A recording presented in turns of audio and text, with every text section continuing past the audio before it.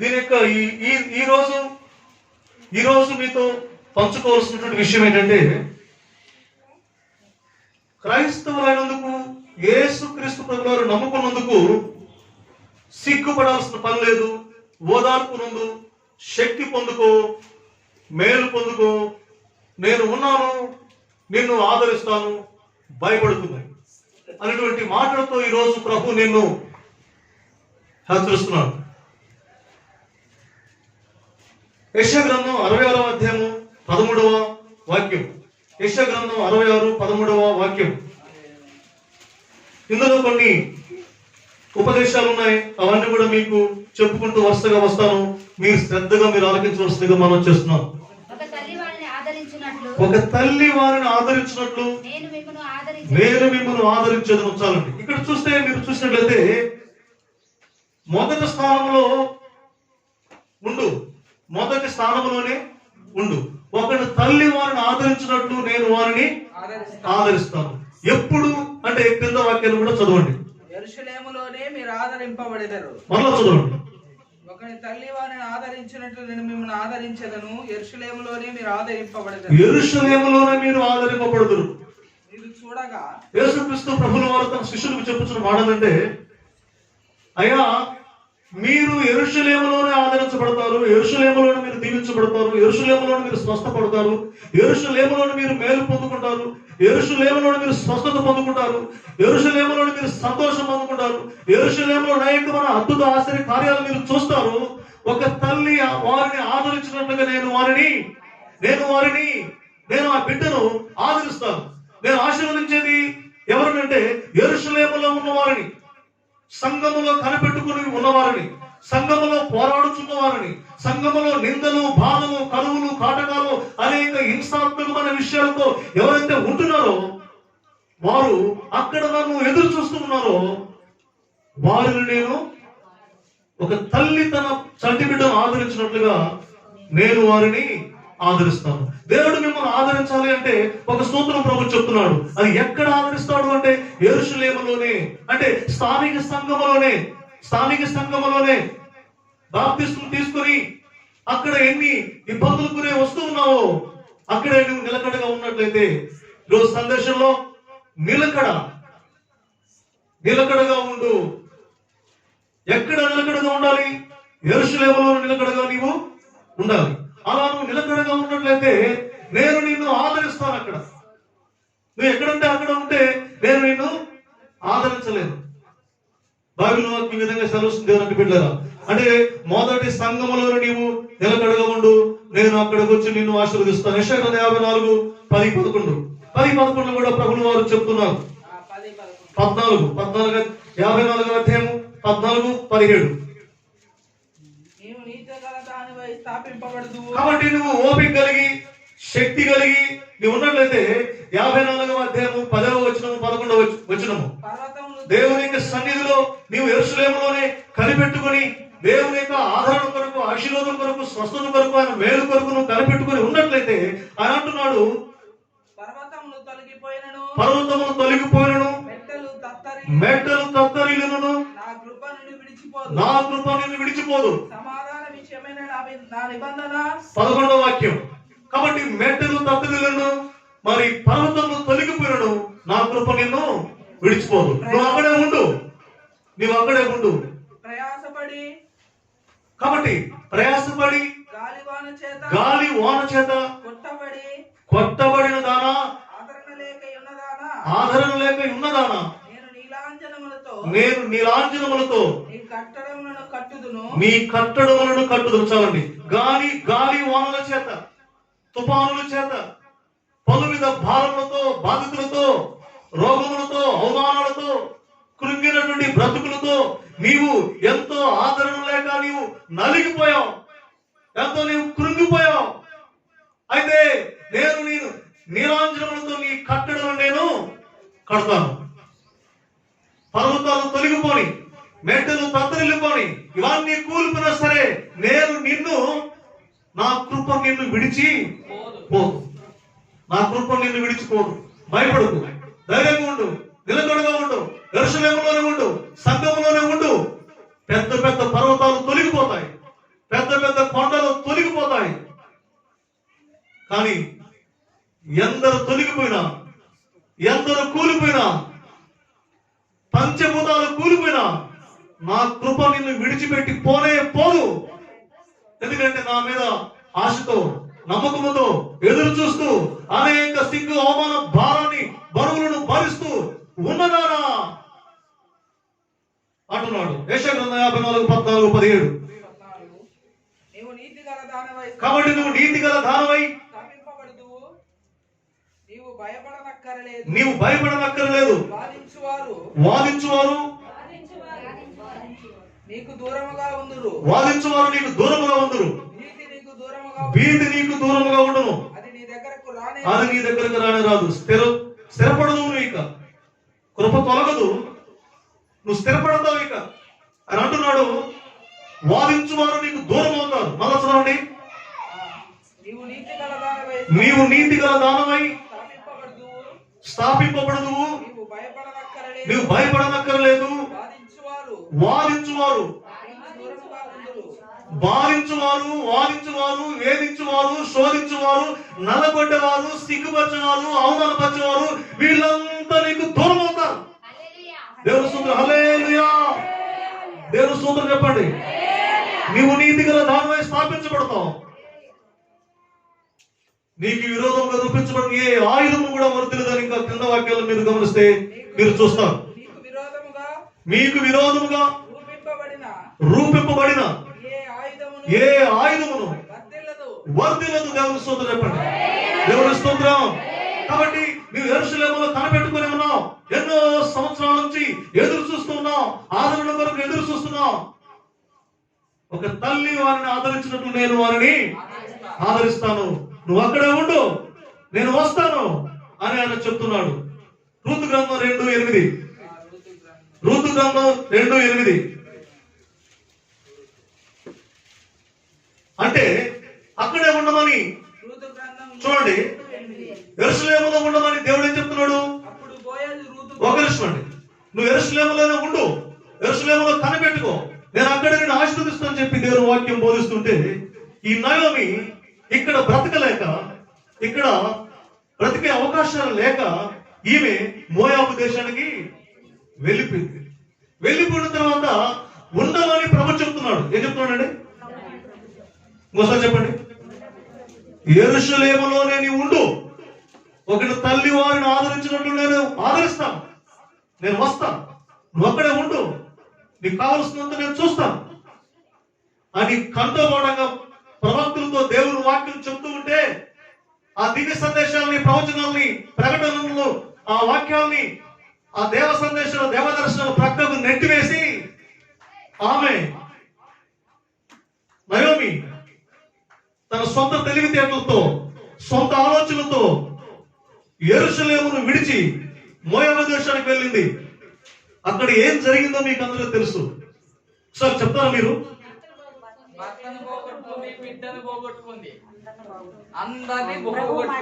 వరుసగా చెప్పండి. ఒకరు చెప్పండి. అక్కడ ఆమెకి ఏం జరిగింది? భర్తను పోగొట్టుకుంది, బిడ్డని పోగొట్టుకుంది, సర్వం పోగొట్టుకుంది. అది అందరూ చెప్పేస్తారు. మంగళసూత్రం పోగొట్టుకుంది, పరువు పోగొట్టుకుంది, విలువలు పోయి దిక్కులేదైపోయింది, కన్నీళ్ళతో మిగిలిపోయింది. కట్టుకున్న భర్త చనిపోయాడు, కన్న బిడ్డలు ఇద్దరు చనిపోయారు. ఆ తర్వాత ఒక కోడలు కూడా ఆమె విడిచిపెట్టి వెళ్ళిపోయింది. ఆ దేశీయుల దగ్గరికి రాలేదు, ఆమెనెవరు పలకరించలేదు, ఆమెనెవరు ఓదార్చువారు లేరు. గాలి వలన చేత కొట్టబడిన దానా అంటే ఈమె మోయాబు దేశంలో అల్లాడిపోతుంది. అవంటుంది, నేను మారాను, నేను ఇక నయోమి అంటే మధురమైన వ్యక్తిని, కానీ ఈ రోజు నేను చేదైపోయాను, దేవునికి నేను దూరం అయిపోయాను, దేవునికి నేను మరి ఆయన శిక్షకు నేను గురైపోయాను, ఆయన నేను అవమానపరిచాను, ఆయన లేఖనాలను, ఆయన ప్రవచనాలను, ఆయన వాక్యాలను నేను ప్రక్కకు నెట్టివేసి నా సొంత నిర్ణయాలతో మోయాబుకి వెళ్ళి నేను సర్వస్వాన్ని కోల్పోయాను, దిక్కు లేని దానిగా అయిపోయాను. తిరిగి వెళితే నా సొంతూరులో కూడా స్థలం లేకుండా అయిపోయింది. నా పరిస్థితి చాలా ఘోరంగా ఉంది. ఎందుకు ఈ ధైర్యమైన పరిస్థితి నీకు వచ్చింది, ఈమెకు వచ్చింది అంటే ఎందుకు? ఆయన ఏం చెప్పాడు? యెరూషలేములోనే ఉండు, నేను వస్తా, నీ మాటలు వింటా, నిన్ను ఓదారుస్తా, అక్కడ నిన్ను బాగు చేస్తాను అని ప్రవచనం చెప్తే దాన్ని పెడచెవులు పెట్టి దాన్ని గాలికి నెట్టివేసి, కాళ్ళు చేతులు ఉన్నాయి కదా, తెలివితేటలు ఉన్నాయి కదా, భర్త నా మాట వింటాడు కదా, భార్య పిల్లలు నా మాటలు వింటారు కదా, చక్రం తిప్పుదా మోయాబు దేశంలో మేడల మీద కడదా అని చెప్పేసి పారిపోయింది. చెప్పచ్చేయకుండా సర్వస్వాన్ని కోల్పోయి నష్టపోయి కృమిలిపోయి, నన్ను పిలవద్దు దైవమని, నన్ను మారాలని పిలవండి, నేను అయిపోయాను, నేను చచ్చిపోయాను, నేనంతా కూడా కూలిపోయాను. అయితే ఆ బిడ్డతో ఈరోజు చెప్తున్నాడు ప్రభు మళ్ళా, గాలి వానల చేత కొట్టబడిన దానా, ఆదరణ లేక కొట్టబడిన దానా, గాలి వానలతో ఆదరణ లేక కొట్టబడిన దానా, నేను నీలాంజలముతో నేను కడతాను, నిన్ను మరలా నేను స్థాపిస్తాను, నిన్ను మరలా నేను స్థిరపరుస్తాను. రమ్ము, నువ్వు తిరిగి రమ్ము, నువ్వు వస్తే నేను నీకు చెప్పాను. మోయాబు దేశం పోవడానికి సిగ్గుపడాలి. దేవుని సన్నిధిని వదిలిపెట్టి, దేవుని సహవాసాన్ని వదిలిపెట్టి, దేవుని వాక్యాన్ని వదిలిపెట్టి, దేవుని సహవాసాన్ని, దేవుని కృపణ, దేవుని యొక్క వాగ్దానాన్ని, ఆయన ఇచ్చిన సమర్పణను, ఆయన ఇచ్చిన యొక్క విధి విధానాలని ప్రక్కన పెట్టి నువ్వు మోయాబు దేశానికి వెళ్ళావే, అప్పుడు సిగ్గుపడాలి. తిరిగి రమ్మంటే, బెత్లెహేముకు రమ్మంటే రా, గాలి వానల చేత ఆదరణ లేక పట్టబడిన దానా, నేను నీలాంజనములతో నేను నిన్ను మరలా కడతాను, నిన్ను స్థాపిస్తాను. పర్వతాలు తొలగిపోయినా, మెట్టలు తత్తరిల్లినా, ఏమి జరిగినా సరే నా బిడ్డవే. మోయాబీయులను కనికరించకపోవచ్చు, నీ భర్త నిన్ను విడిచిపోయాడు, నీ పిల్లలు విడిచిపోయారు, నీ పరిస్థితి దారుణంగా ఉంది, అల్లాడిపోతున్నావు, రాము, నేను నిన్ను కడతాను. ఇక దేవుని స్తోత్రం చెప్పండి. నేను నిన్ను నిలబెడతాను, నేను నిన్ను నిలబెడతాను. ఈమె జీవితం ఈ విధంగా పూర్తిగా అయిపోయింది. తర్వాత ఈమె ఎందుకు ఈ ధైర్యమైన పరిస్థితికి ఈమె గురైంది, ఎందుకు ఇలాంటి పరిస్థితికి గురైందని చెప్పేసి తాను సేవిస్తున్నటువంటి దేవుని మీద రూతు మనసు పెట్టింది, మనసు కుదుర్చుకుంది. ఆ తర్వాత ఆమె అత్తగారితో తన ప్రయాణం చేస్తూ తిరిగి బెత్లెహేముకు వచ్చింది. వచ్చిన తర్వాత దేవుని వాక్యం రూతుతో చెప్తున్నప్పుడు ఆ వాక్యాలు మనం విందాం, నేను ముగిస్తాం తర్వాత త్వరగానే. ఎక్కడికి వెళ్ళొద్దు, రూతు 2:8 అని చెప్తున్నాడు. అప్పుడు బోయజు రూతుతో, నా కుమారి నా మాట వినుము, వేరొక పొలంలోనికి వేరుకొనుటకు పోవద్దు, విడిచిపోవద్దు. దేవుని స్తోత్రం, దేవుని స్తోత్రం. ఒకప్పుడు ఏం చేశారు మీ అత్తగారు?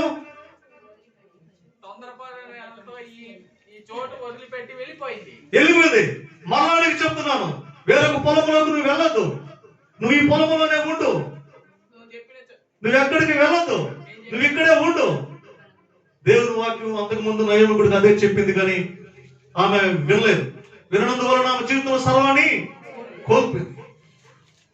2:23 కూడా చూడవలసిన మీకు మనం చేస్తున్నాను. ఇక్కడే ఉండు, ఎక్కడికి వెళ్ళొద్దు, ఇక్కడే ఉండమని చెప్పినప్పుడు దేవుని వాక్యం రూతు అక్కడే ఉంది. 2:23 కాబట్టి ఎవల కోతయు గోధుమల కోతయు ముగి వరకు ఆమె వేరుకొనుచు బోయోజు పనికెత్తుల యొద్ద నిలకడగా ఉంది. దేవుని స్తోత్రం చెప్పండి. మీరు నిలకడగా ఉండలేకుండా ఆమె ఉంది కదా, మనం నిలకడగా ఉండలేకుండా ఆమె ఉంది కదా. అందుకనే దేవునికి మనం స్తుతులు చెల్లించవలసిన పరిస్థితులు మనకు ఉన్నాయి. ఏదో ఒక బిడ్డ ముందు సాగుతుంది, అందుకు దేవుని స్తుతించండి. తాను చెప్తున్నాడు, ఎక్కడికి వెళ్ళొద్దు, ఎవరు పొలంలోకి పోవద్దు, ఎవరు సంఘంలోకి పోవద్దు, ఎటు నువ్వు తిరగద్దు, అటు ఇటు తిరగద్దు, మళ్ళా నేను సమకూర్చలేను, నా ఉండ కాదు. రూతు, నువ్వు ఇక్కడే ఉండు, నీ అత్తగారు వేసిన తప్పు నువ్వు చేయొద్దు. దేవుని స్తోత్రం. అర్థం చేసుకుంది. ఎవరి కోత మొదలుకొని గోధుమ కోత వరకు అక్కడే నిలకడగా ఆమె ఉంది. 3:11 రూతులోని. కాబట్టి నా కుమారి భయపడకుము,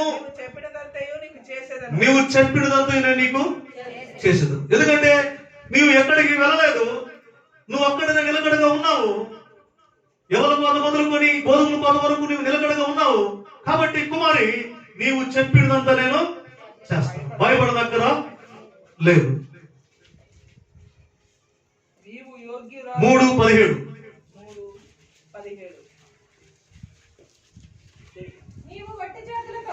నీవు ఒట్టి చేతులతో పోనేలా నీ అత్త ఇంటికి పోవద్దని చెప్పి అతడు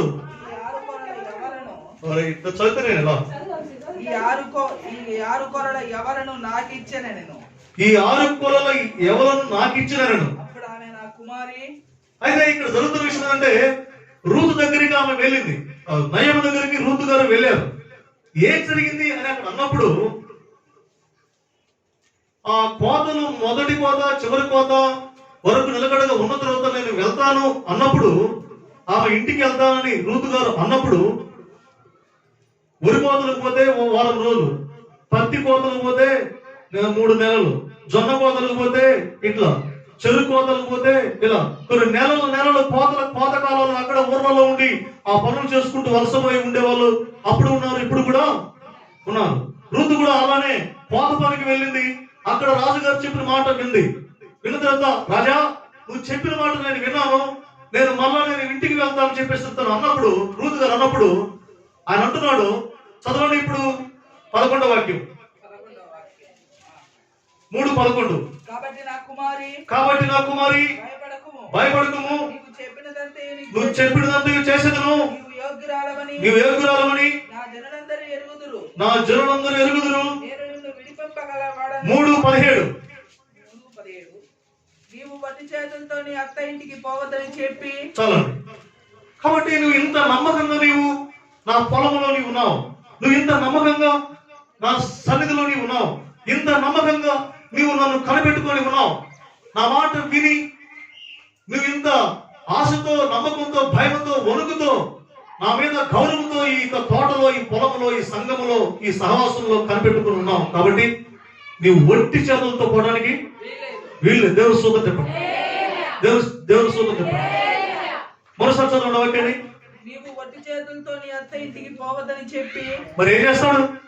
నేను వదలను నిన్ను, నీ పనిని చూసా, నీ మనసును చూసా, నీ స్థితిని చూసా, నిన్ను వట్టి చేతులతో ఎలా పంపగలను? నేను పంపడానికి నాకు మనసు రావటం లేదు. నిన్ను వట్టి చేతులతో నేను నిన్ను పంపను, ఏదో ఒకటి నీకు నేను ఇస్తాను అని చెప్పి ఆ ధాన్యంలో, ఆ పైరు పంటలో, ఆ కళ్ళములో ఉన్నటువంటి ఆ ధాన్యాన్ని కొంత తీసుకొని రూతుకి ఇచ్చాడు. నిన్ను ఒట్టి చేతులతో పంపను. ఈరోజు నీకు దేవుడు నీతో మాట్లాడుతున్న మాట ఏంటంటే, మీరు కనిపెట్టుకొని ఉన్నట్లయితే, యెరూషలేములో కనిపెట్టుకుని ఉన్నట్లయితే, నిలకడగా ఉన్నట్లయితే, దేవుని వాక్యం పైన శ్రద్ధ కలిగి, విశ్వాసం కలిగి, నిరీక్షణ కలిగి ఎదురు చూస్తూ, అయ్యో ఈ మాటలు వినాలి, లోబడాలి, ప్రభువు మాట్లాడుతున్నాడని నువ్వు భయం కలిగి, భక్తి కలిగి, నిబంధనలకు నువ్వు లోబడి, మరి రాజుగారి ఆజ్ఞ వరకు నువ్వు జీవిస్తూ ఉన్నట్లయితే, నిన్ను ఎప్పుడు కూడా ఒట్టి చేతులతో ఉండనివ్వడు దేవుడు. ఒట్టి చేతులతో వెళ్ళనివ్వడు. ఏదో ఒక పాఠం, ఏదో ఒక ప్రార్థన, ఏదో ఒక స్వస్థత వరము, ఏదో ఒక ప్రవచన వరము, ఏదో ఒక గృహమో, పెళ్లిలో, బిడ్డలో, ఏదో ఒక ఉద్యోగమో, పనో, ఏదో ఒక సమస్యను తీర్చి నీకు మేలు చేసి నీ జీవితాన్ని ఏదో ఒక రోజున నిన్ను ఉన్నత స్థాయికి తీసుకుని వెళ్ళేటట్లు చూస్తాడు, కానీ నిన్ను ఒట్టిగా వదిలేసేవాడు కాదు. మీరు పలు సంఘంలోనే ఎంతో కాలం నుంచి మీరు ఉండి ఉండొచ్చు. దేవుని బిడ్డలారా, మిమ్మల్ని ఒట్టిగా దేవుడు వదలడు అని మీరు దేవుని మీద మీరు నమ్మకం పెట్టుకోవాలని మీకు మనం చేస్తున్నా. రాజు అంటున్నాడు, అమ్మా ఋతు, నిన్ను ఒట్టి చేతులతో నిన్ను పంపనేనా? దేవుని సన్నిధిలో కనిపెట్టుకున్న వ్యక్తుల్ని దేవుడు ఎప్పుడు కూడా నిరాశపరచడు, వాళ్ళకి ఏమీ లేకుండా చెయ్యడు. ఈ మాటలు మీరు మనస్కరించవలసిందిగా మీకు మనం చేస్తున్నాం. 4వ అధ్యాయం 12వ వాక్యం ఋతులో, ఎఫ్రాతాలో నీవు క్షేమాభివృద్ధి కలిగిన వాడవై, బెత్లెహేములో ఖ్యాతి నందుదుగాక. ఎక్కడికి వెళ్ళొద్దు, నిలకడగా ఉండు, భయపడనక్కర్లేదు, ఒట్టి చేతులతో పోవద్దు. ఖ్యాతి నీకు నేను ఇస్తాను, ఖ్యాతిని ఇస్తాను, విలువని ఇస్తాను, గౌరవాన్ని ఇస్తాను, మహిమని ఇస్తాను. నువ్వు అక్కడే ఉన్నందువలన, నేను చెప్పిన స్థానంలో ఉన్నందువలన ఖ్యాతిని నీకు ఇస్తాను. నీకు దండలేస్తాను, నీకు బంగారం పెడతాను. నేను నచ్చానని నువ్వు అనుకుంటే నీ మెడలో మంగళసూత్రం కడతాను. దేవుని సూత్రం చెప్పండి. బోయజు రాజు గారు అంటున్నారు, రూతుతో అంటున్నాడు, నువ్వు ఖ్యాతి నొందిన దానవై, విలువ నొందిన దానవై. గతంలో ఈ పరిస్థితి ఎటువంటిది? అన్యురాలు, విధవరాలు, యవనురాలు, పేదరాలు, అన్యుల దేశంలో పుట్టింది, విధవరాలు అయిపోయింది, యవనురాలుగా ఉంది, పేద స్థితిలో ఉంది, ఏమీ లేని స్థితిలో ఉంది. ఇలా నీవు ఉన్నావు. ఈ స్థితిలో నీవు ఉన్నప్పటికీ కూడా నా మాటల పట్ల నీవు లక్ష్యం ఉంచి నన్ను కనిపెట్టుకొని నేను చెప్పిన మాటల పైన అపారమైన నమ్మకంతో ముందు సాగిపోతున్న దాన్ని బట్టి నిన్ను ఖ్యాతి ఉండే వ్యక్తిగా నేను చేస్తాను, నీకు విలువలు ఇస్తాను. నీవు సంపూర్ణంగా ఇష్టపడి సమర్పించున్నట్లయితే రూతో నీకు ఖ్యాతిని ఎలా ఇస్తా ఉన్నాడు దేవుడు? క్యాన్సిల్ చేస్తారా? నీ మెడలో మంగళసూత్రం కట్టి బోయోజు భారీగా నిన్ను ప్రకటన చేస్తాను. అప్పుడు నీవు భర్త లేని దాను అని అనుకోరు, యవనురాలు అని అనుకోరు, విధవరాలు అని అనుకోరు, వేదరాలు అని అనుకోరు. ఖ్యాతి నొందిన దానిగా నేను నిన్ను చేస్తాను. యెరూషలేములో నిన్ను ఆదరిస్తాను. నువ్వు అక్కడే ఉండు, నేను వస్తున్నా, నువ్వు అక్కడే ఉండు. ప్రార్థన చేస్తున్నావు. తల వచ్చి ప్రార్థనలో ఎక్కిపించు. దేవుని ప్రజలారా, ఈ మాటలు వింటున్నా నీవు, నేను, మనం ఈ సమయంలో దేవుడిచ్చిన వాగ్దానం ప్రకారం నువ్వు సంఘాన్ని కనిపెట్టుకుని ఉండు. నువ్వు యెరూషలేములోనే ఉండు. దేవుని వాక్యానికి విలువ, దేవుని వాక్యాన్ని గౌరవించు, నిలకడగా ఉండు. అటు ఇటు ఇటు అటు కొట్టుకుంటూ వారిని వీరిని భంగం చేస్తూ నీవు భంగం అవుతూ దేవుని అవమానపరుస్తూ ఇలాంటి దుస్థితి నుంచి మారుకొని నిలకడగా మనసు దగ్గర పెట్టుకొని వాక్యాల దగ్గర పెట్టుకొని దేవుడు పైన ఉన్నాడు. ఆయన దేవుడిని భయంతో, భక్తితో, వినమ్రతలు కలిగి దేవుని వాక్యానికి కట్టుబడి, దేవుని సహవాసానికి కట్టుబడి, దేవుని సంఘానికి కట్టుబడి నిలకడగా నీవు ఉన్నట్లయితే నీ పేదరికాన్ని తీసివేస్తాను, భయాన్ని నీకు తీసివేస్తాను, ఒట్టి చేతులతో పంపించను, ఖ్యాతి ఉండే వ్యక్తిగా నేను చేస్తాను. నువ్వు ఇక అన్యురాలు కాదు, నువ్వు విధవరాలు కాదు, యవనస్తురాలు కాదు, పేదరాలు కాదు. నా కృప నేను విడిచిపోదు. నువ్వు స్థిరపడతావు. అయితే నువ్వు మొదటి స్థానంలోనే ఉండు.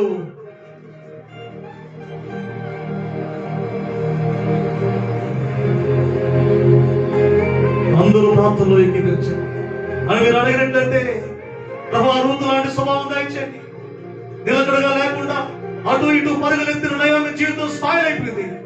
నిలకడ లేకుండా ఏదో చేద్దాం చూద్దాం అని చెప్పి మోయాబు దేశానికి పరిగెడినటువంటి, ఇంకా దేవుని చిత్తం లేకుండా పరిగెత్తినటువంటి నయోమి సర్వనాశనం అయిపోయింది, సర్వసాన్ని కోల్పోయింది, దిక్కులేని దానికి అయిపోయింది. కానీ అదే నమ్మకంతో వచ్చిన రూతు దేవుని వాక్యాన్ని కట్టుబడిన తర్వాత ఖ్యాతి కలిగిన వ్యక్తిగా అయిపోయింది. రూతు బోయేజునందు ఓబేదును కనడు, ఓబేదు యెషయాను కనడు, యెషయా దావీదును కనడు, దావీదు సంతానంలో నుంచి క్రీస్తు వచ్చును. ఆ క్రీస్తు వల్ల నీకు నాకు ఈ రోజు విమోచనం, రక్షణ. ఆయన కృప వలనే మనకు రక్షణ కలిగింది, ఆయన దయ వలన మనకు రక్షణ కలిగింది. యేసుక్రీస్తు ప్రభువు వారు ఈ రోజు మనకు రక్షకుడిగా, విమోచకుడిగా ఉన్నాడంటే ఆనాడు ఏదో ఒక స్త్రీ, రూతును స్త్రీ నడుము కట్టి జీవితాన్ని క్రీస్తుకు అంకితం చేసుకుని ఒక బలమైన వ్యక్తిగా, ఋషిగా, శక్తిగా ఎదిగి లోకానికి ఒక మంచి లోక రక్షకుడిని అనుగ్రహించిన రూతు. ఇది అండి విషయం. ఎలా చేయాలండి ఒక స్త్రీ తీసుకునే నిర్ణయాలు? ఒక క్రైస్తవుడు, ఒక క్రైస్తవుడు ఇది పద్ధతి. ఇది దేవుడికి భయపడండి. ఇంతకాలం నువ్వు ఎక్కడ ఉన్నావో ఆలోచించు. ఇంతకాలం నువ్వు ఎలా నిలకడగా ఉన్నావా, కదులుతూ ఉన్నావా, ఇక్కడే ఉన్నావా, ఎక్కడైనా ఉన్నావా, గాలి వాన చేత పడబడుతున్నావా, పర్వతాలు తొలగిపోతుంటే ఇంకా దిగులు పడుతున్నావా, వారు వీరు తొలగిపోతుంటే దిగులు పడుతున్నావా, నేను కూడా ఎలా పోవాలని ఎదురు చూస్తున్నావా? సహోదరి, సహోదరి, ఇదిగో బెత్లెహేము కరువుతో నింపబడింది, బెత్లెహేము వేదనతో నింపబడింది, బెత్లెహేము శ్రమ వచ్చింది. ఈ శ్రమను తట్టుకోలేక కొందరు వెళ్ళిపోయారు, వారిలో నయోమి వెళ్ళిపోయింది, కొందరు అక్కడే ఉన్నారు. ఈరోజు సంఘములో, సహవాసంలో ఇలాంటి పరిస్థితులు వాటితో ఉన్నట్లయితే దయచేసి నువ్వు తొలగొద్దు. దయచేసి నువ్వు తమకొద్దు, నిలకడగా ఉండు, యెరూషలేములో ఉండు. ఒక తల్లి వారిని ఆదరించినట్లుగా నేను నిన్ను ఆదరిస్తాను. పరిశుద్ధుల తండ్రి మాటలు మా హృదయాలకు దీవెనకరంగా మార్చుదురు. యేసుక్రీస్తు ప్రభువు వారి శ్రేష్టమైన నామములో ప్రార్థించి బ్రతమాల కూర్చున్న తండ్రి. ఆమేన్. ఆమేన్.